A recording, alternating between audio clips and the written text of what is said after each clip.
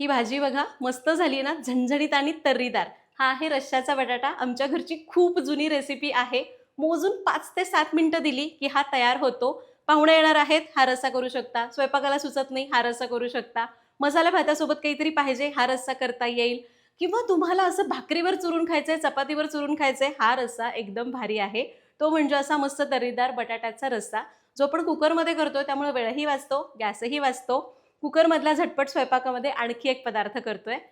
ही series अशीच continue करायची आहे, तर व्हिडिओला लाईक करा आणि व्हिडिओ शेवटपर्यंत बघा. नमस्कार, सरिताच्या स्वयंपाकघरात म्हणजेच आपल्या सरिताज किचनमध्ये कुकरमध्ये झटपट स्वयंपाकच्या आणखी एका एपिसोडमध्ये आपण करतोय मस्त असा झणझणीत बटाट्याचा रस्सा, जो इतका भारी लागतो. सामान कमी लागतं बरं का, पण इतका मस्त लागतो की पाहुणे आल्यावर सुद्धा तुम्ही करू शकता. मसाले भात, भाकरी, चपाती सगळ्याबरोबर मस्त लागणार आहे.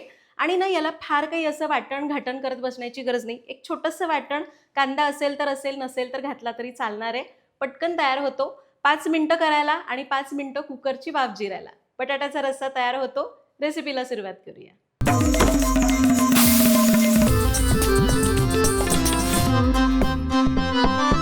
आता करूया एक छोटंसं वाटण.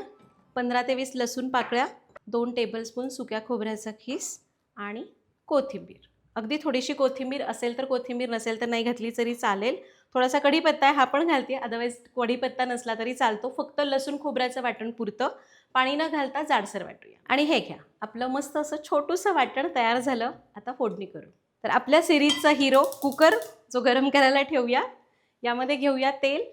तर साधारण एक 2 ते 3 टेबलस्पून तेल लागतं.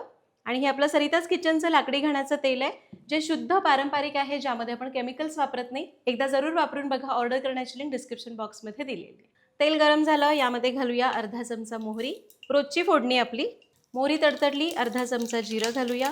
तयार केलेलं वाटण परतून घ्यायचं आहे अगदी मिनिटभर. वाटण परतलं, आता घालूया पाव चमचा हिंग, थोडासा कढीपत्ता आणि एक बारीक चिरलेला कांदा. याला कांदा जरी नाही घातला ना तरी चालतो बरं का. आता कांदा आपण परतून घेऊया. कुकरमध्ये करतोय तर कांदा थोडासा असा कमी परतला तरी चालतो, कारण शिट्टीमध्ये तो चांगला शिजलाच जातो परत. कांदा 2 मिनटं परतून घेतला. आता यामध्ये जातील मसाले. गॅस कमी करून घालूया. पाव चमचा हळद, 1 चमचा बेडगी मिरची पावडर आणि 2 चमचे सरिताज किचनचा कांदा लसूण मसाला. थोडंसं पाणी. याला परतून घेऊया. थोडं पाणी घालून परतायचं, म्हणजे मसाले करपत नाहीत, मसाल्यांचा रंग खुलून येतो आणि मसाले चांगले शिजले जातात. हे बघा, पाणी घालून परतलं की रंग किती खुलून आला. त्यात मसाले कुणाचे आहेत? सरिताज किचनचे, त्यामुळे पण रंग छान येतो. यामध्ये घालूया बटाट्याच्या फोडी.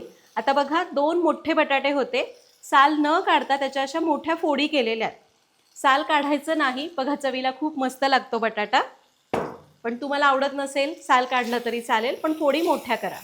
आता याला परतून घ्यायचं. हा जर तुम्हाला कढईमध्ये पातेल्यात जरी करायचं असेल तरी पण याच पद्धतीने करायचा, फक्त झाकून शिजवायचं. बटाटा परतला, यामध्ये घालूया चवीपुरतं मीठ. 1 मोठा चमचा किंवा 1.5 चमचा भरून भाजलेल्या दाण्याचा जाडसर कूट. पाणी गरजेपुरतं. इथं मी साधारण कपभर पाणी घालते. तुम्हाला रस्सा हवा एकदम असा पातळ भाकरीवर खायला तर पाणी वाढवून घातलं तरी चालणार आहे. याला मिक्स करून घेऊया. आणखी थोडं पाणी वाढवते. बस, थोडीशी कोथिंबीर. कुकरचं झाकण लावायचं. 1 शिट्टी करायची. फक्त बटाटा आहे, फोडी केल्यात, पटकन शिजतो. एका शिट्टीत छान होईल. 1 शिट्टी करून घेऊ. कुकरची 1 शिट्टी झाली, वाफ गेलेली आहे. बघूया. आहा, मस्त असा रश्शाचा बटाटा तयार झालेला आहे. हे बघा, मी याला बराच रस्सा केला आहे, कारण आमच्याकडे हा भाकरीबरोबर केला जातो. रस्सा जरी भरपूर असला तरी तुम्ही बघाल हा छान असा मिळून आला आहे. अजिबात पाणी एकीकडे, मसाला एकीकडे असं झालेलं नाही.